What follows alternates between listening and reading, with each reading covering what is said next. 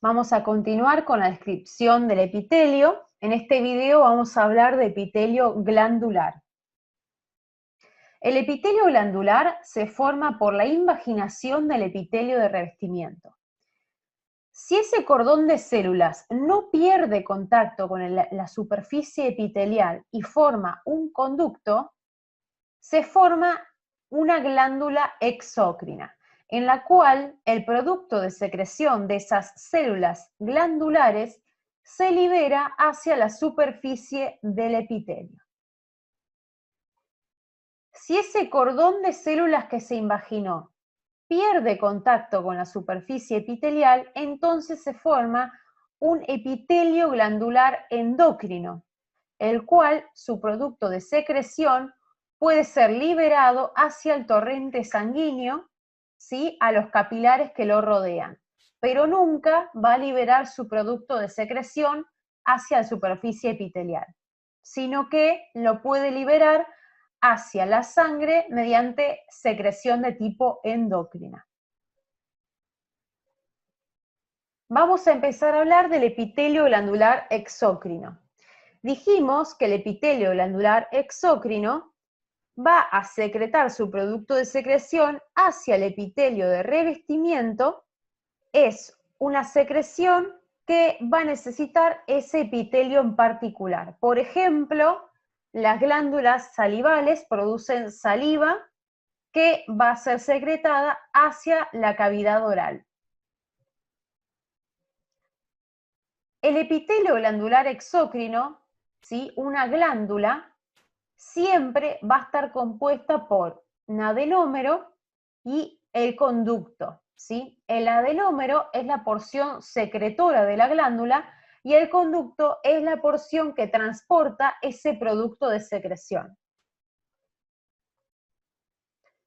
Las glándulas exócrinas se pueden clasificar según el número de células que la conforman en unicelular o en multicelular. El ejemplo principal de glándula exócrina unicelular es la célula caliciforme. Tiene ese nombre porque se parece a un cáliz, ¿sí? Va a tener el núcleo bien basal y la forma apical redondeada, llena de producto de secreción que es mucinógeno. La podemos encontrar, por ejemplo, en la mucosa intestinal y en la vía aérea. En cuanto a las glándulas multicelulares, ¿sí?, están formadas por muchas células que se organizan para formar la glándula. Según se divida o no el conducto excretor principal, puedo clasificar a las glándulas exócrinas en simple, si el conducto excretor no se divide, y en compuesta, si ese conducto excretor se divide. La puedo clasificar también en ramificada y no ramificada según el número de adenómeros por conducto. Si solamente tengo un adenómero por conducto, digo que la glándula es no ramificada, y si tengo varios adenómeros por conducto, la glándula es ramificada. También la puedo clasificar según la forma del adenómero, que puede ser tubular, ¿sí?, si tiene forma alargada, acinar, en el cual está compuesta por células grandes y una luz pequeña, y alveolar, en la que las paredes son finas, ¿sí?, las células son de baja altura y tiene una gran luz esa glándula.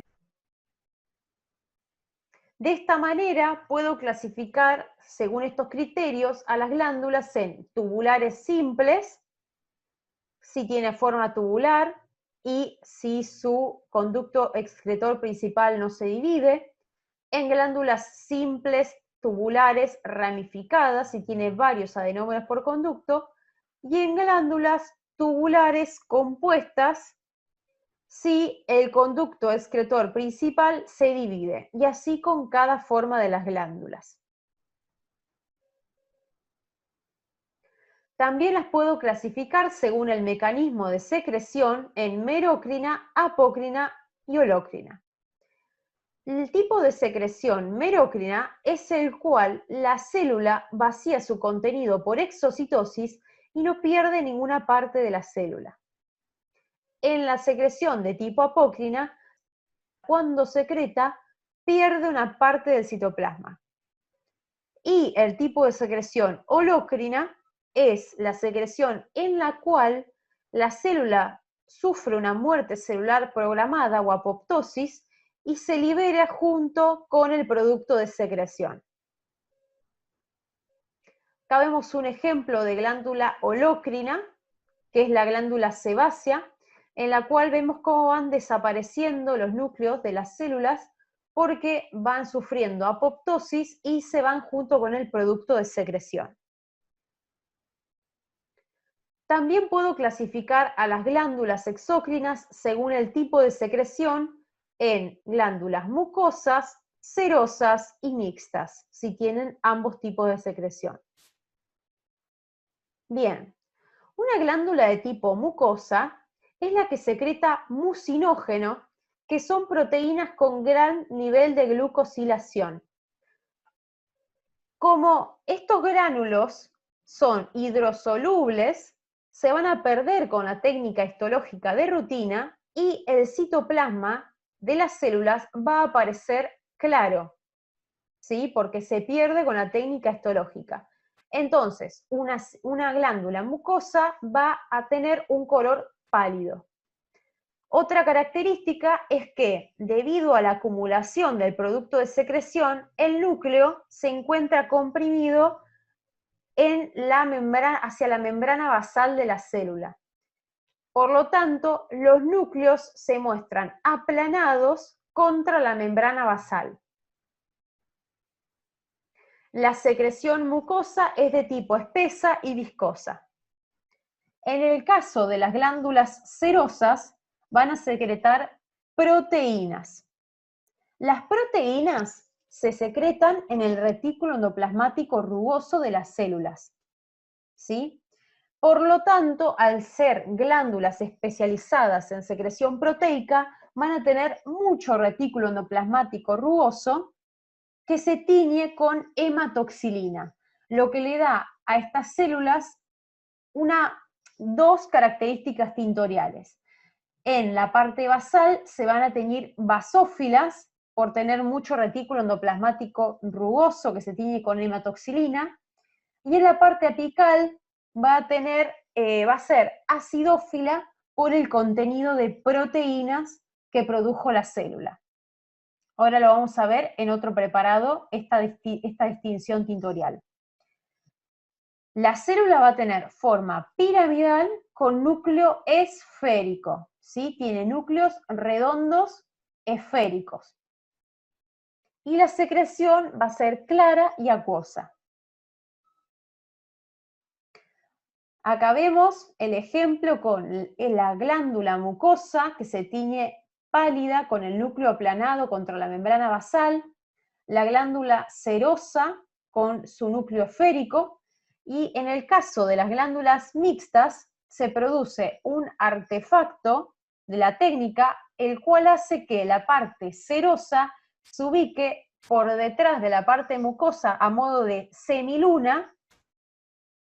Así que cuando tenemos una glándula mixta se ve como una semiluna la parte serosa. Vamos a ver ejemplos de las glándulas. Acá observamos una glándula tubular simple, no ramificada. Y acá vemos una glándula tubular simple arrollada con corte transversal de su adenómero, ¿sí? Es una variante de la glándula tubular simple. Una glándula túbulo-alveolar, una glándula alveolar es la que tenía mucha luz y las células son células bajas.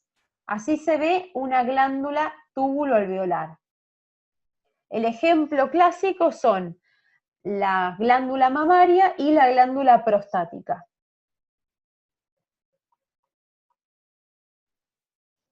Una glándula de tipo acinosa es en la cual las células son grandes y la luz es pequeña, como observamos en las glándulas sebáceas.